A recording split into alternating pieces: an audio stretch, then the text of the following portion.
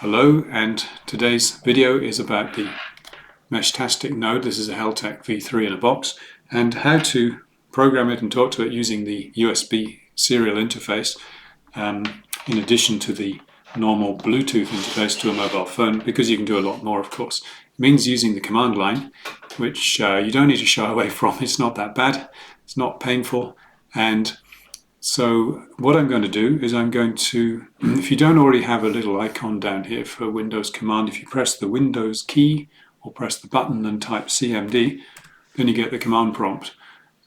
I'm going to run it as a normal user. The problem is that doesn't show hidden files unless you use special commands. If you want to be able to see hidden files and hidden directories, you've got to run it as an administrator, but I'm not going to do that to stop people complaining about security issues. Normally I'm a Linux kind of person, so if I type ls instead of dir, you'll have to forgive me. And there's no root, there's an admin. But anyway, let's see how I get on with this. So it's a live video, no editing, so please bear with me if I make mistakes. That's part of the fun of it. So first thing to do, and I've got notes here, and I'll put these links in the description below, so make sure you have a serial driver installed for the chip in the node. It's already installed on this machine, but I'll still show you where it is because the Baofeng radios use the same chip. So open this link, and it's Silicon Labs. Where are the drivers? Under downloads. So that one, CP210X Universal Windows Driver. Download that. Ooh, that was quick. There it is. So it's downloaded, and all you have to do is to go into your downloads, find it, there it is, and then unzip it.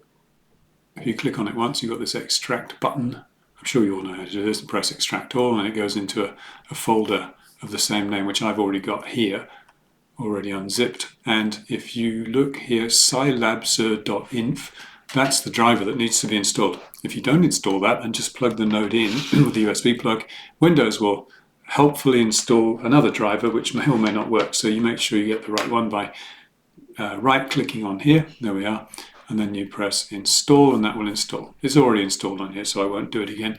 Don't want to confuse anything. So Control F4 to close that tab. Oops, that didn't work.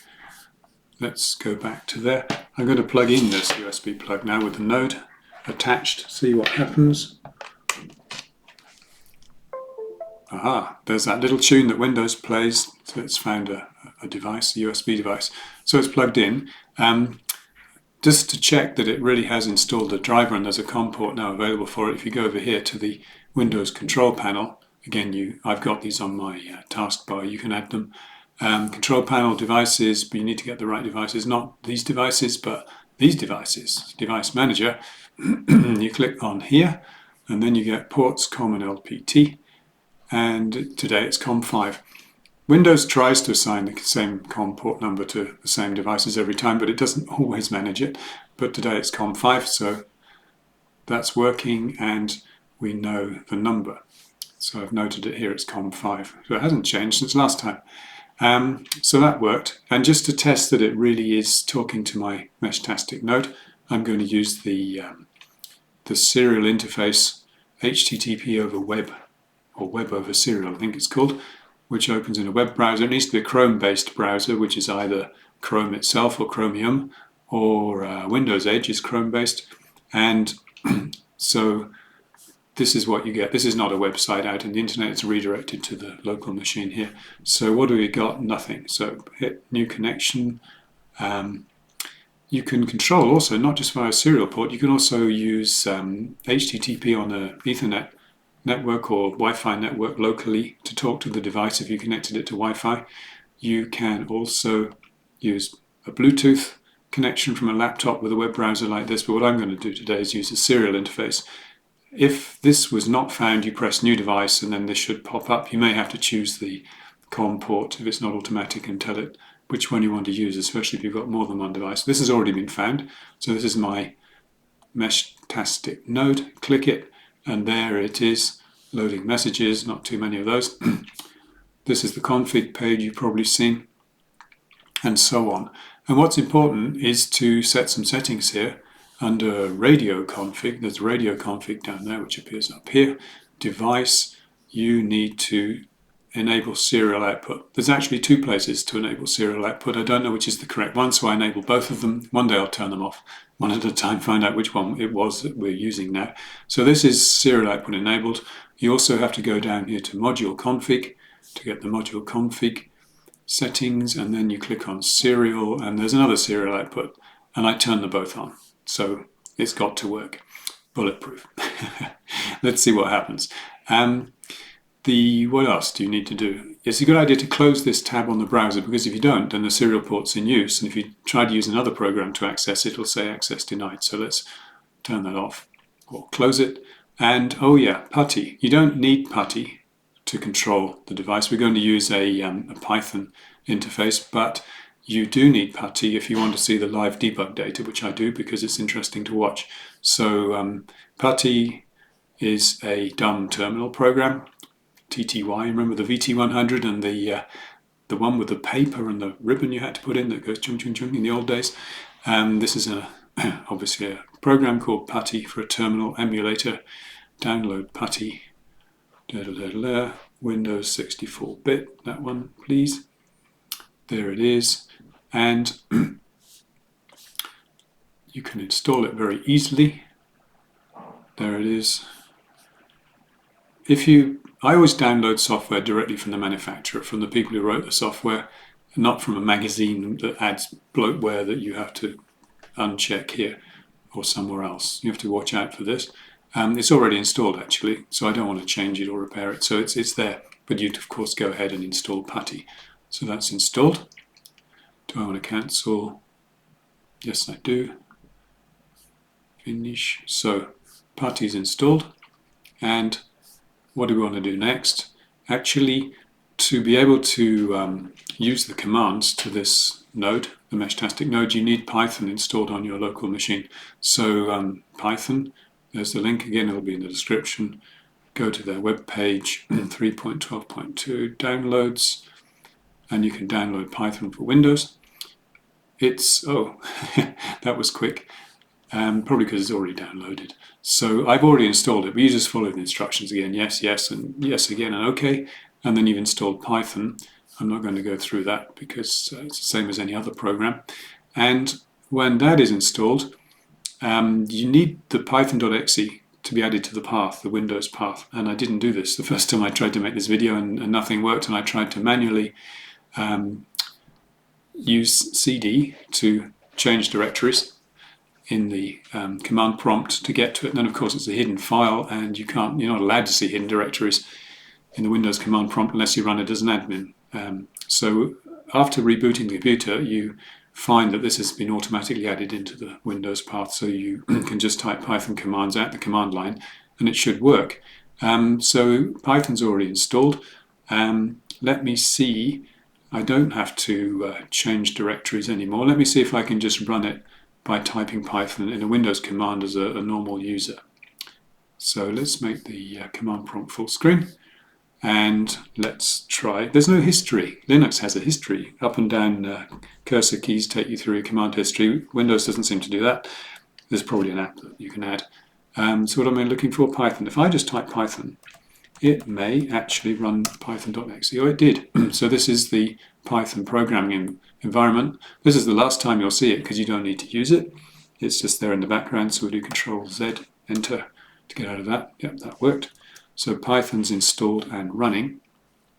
And everything else we do will be from the command prompt, the Windows command prompt, which is just like MS-DOS, if you remember that. So what I need to do now, actually I don't need to install pip, but I do. Pip is the package manager for Python. And you can check the version that's installed with pip -v, so let's try that. pip -v or tap v if you're a Linux programmer, and there we are, 24.0 is the version of pip. The only problem is it won't work. I've tried it already, and you have to reinstall it in order to set up some environment variables on this machine so that it can actually talk to the Meshtastic node. So how do we do that? Well, and I'm going to have to do it because I haven't done it yet. You have to use these commands, curl command, to get it from this website, the pip software. the way I copy paste is I do Control C to copy that. And then I go back to the command prompt and you right click in Windows, and there it's pasted, and press enter, and there it's downloaded the whole 2.5 megabytes. And that was pip downloaded, and then we have to install it using this Control C. So copied that and paste that into here with a right click, and that's now going to install pip, the package manager for Python. I don't know how long this is going to take because it's having to download it. That didn't take too long. Very small files, hundreds of kilobytes and 2 megabytes. That's what I like about this command line programming. Most of the software is not bloatware and it's tiny. So there we are, pip's now installed. And what I can do, of course, is check the version of pip that I've got, and it'll actually say the same one. So you can use cursor up if you haven't rebooted the computer. So how are we going to do that? Pip -v. Version is 24.0, which is the same as it was last time, but now the environment variables have been set, and it should actually work. And what do I need to do next? I need to do pip install Meshtastic. What I'm going to do, rather than type all of that in, is just do Control C and then go back using Alt Tab to the command. And there we are, right click. And it should be downloading the Meshtastic software from the Meshtastic website, server, and installing it in the Python programming environment, which is what it's doing. Didn't take too long. Hopefully we don't need to do a reboot again, because I don't want to edit this video. It's live, kind of, and it's a one-take video. I'm too lazy. So if we do pip show Meshtastic, then say that after a few drinks.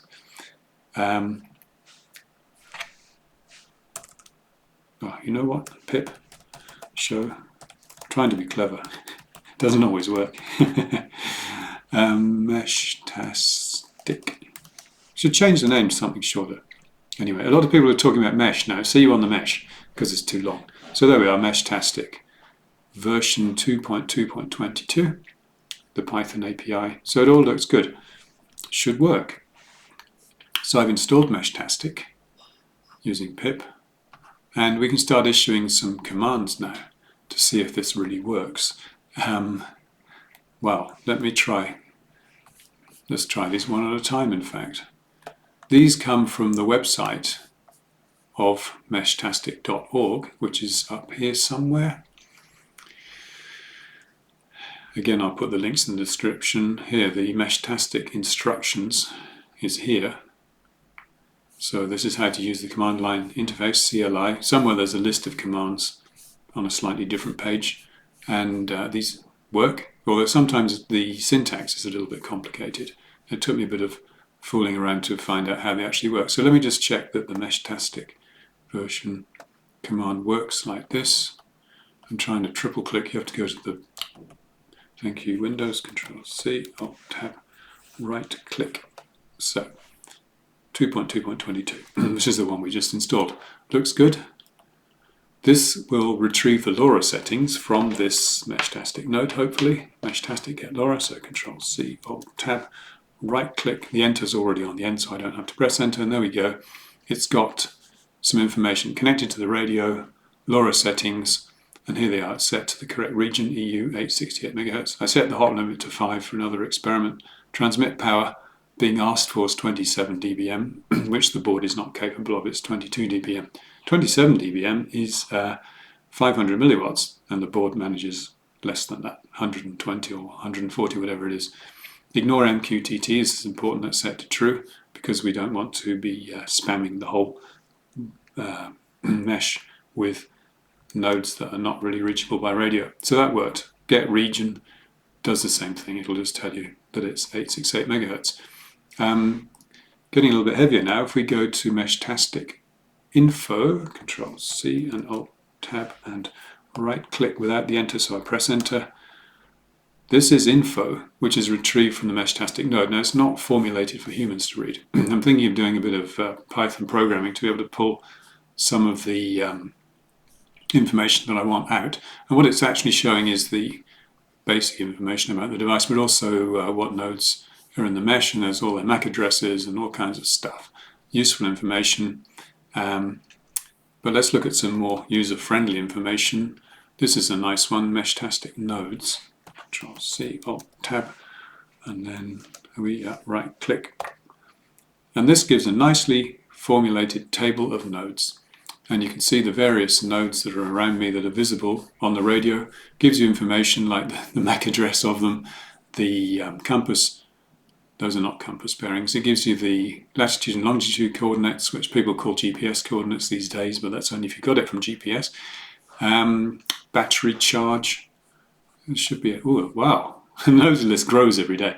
Yeah, battery percentage, channel utilization, transmit utilization. The signals noise ratio is the most useful one that I often want to look at to see what signals noise ratio I've got to different nodes. So that really works. And hello to all those people, and sorry for broadcasting your data, but it's publicly available anyway. So that's that.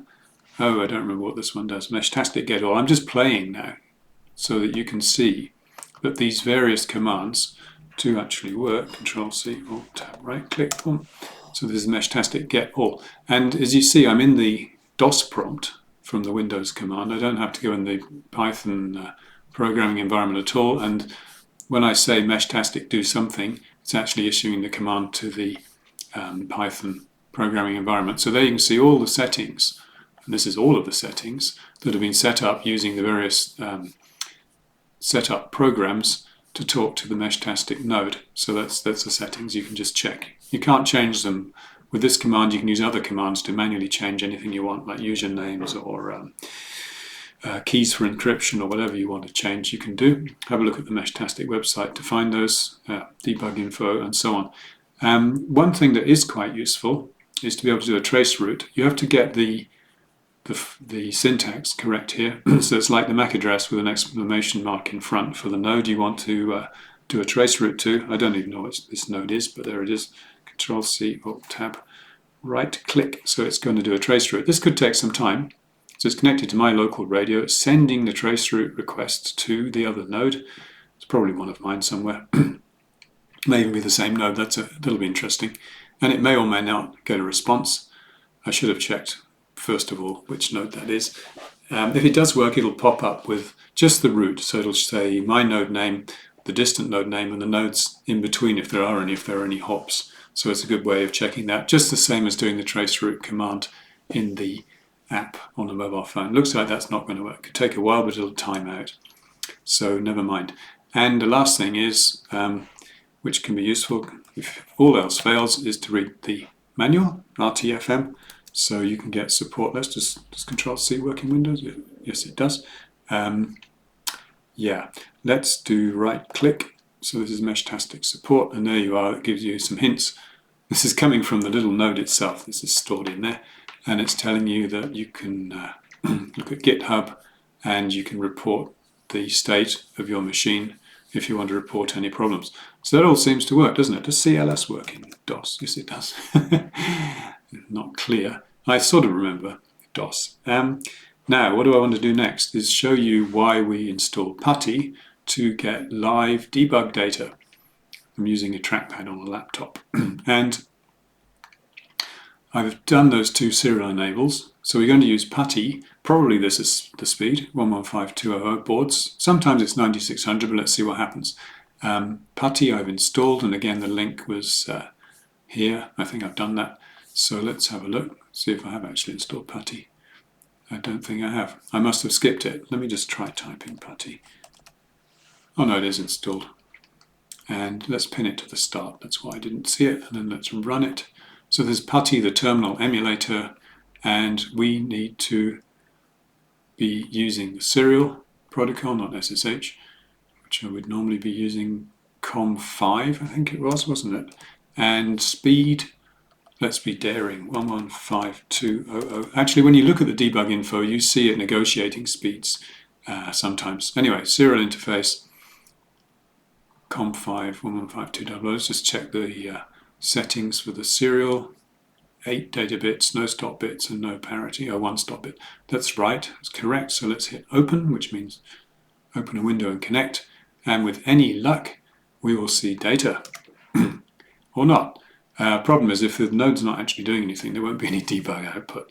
But that's another story. Let me just check if that really was COM5 while I'm waiting for something to happen. Yes, it was. And I haven't got my mobile phone with me, otherwise I could tell it to do something. What I could do, oh, there we go. As I'm talking, it started to show some information. And this is the live debug info coming out of that little node. One of my other nodes is set up as a router, so you see a lot more then of router information, and these different types of information are categorized. You can see on the left of the screen there's info or debug and not much else, but you can see what it's doing. All the retries being made, channel busy, and so on. And I want to write some programs that will filter out what I want to see here. USB power equals 0. I often see that. It seems to be wrong to me because it was saying the battery voltage was 4022 millivolts, and it should be, well, maybe it's just not charging even though it's plugged into USB. Who knows? Best way to exit this is just to close the window. Oh, I'm sure I do. So there it is. So that's what I wanted to show you. Just to recap then, ways of getting data out and commands in to a Meshtastic node using the command line and the USB connection from Windows. I might do it again using Linux, where some of these things are more built in and a bit more, for me, a bit more natural to use. But there it is. If you have any questions, please ask them in the comments. Thank you for watching. Have a look at the Meshtastic Brighton Facebook group that is getting busier and busier here, and hopefully we will eventually get Brighton linked to nearby towns and then to London, and then of course we've reached partly up the country, and then of course you want to get north of Watford to be able to chat with the people up there. So 7 3s, if you understand what that means. Thanks for watching. Remember to like and subscribe, and look forward to reading your comments. Now I have to stop the video, which I do. I can hit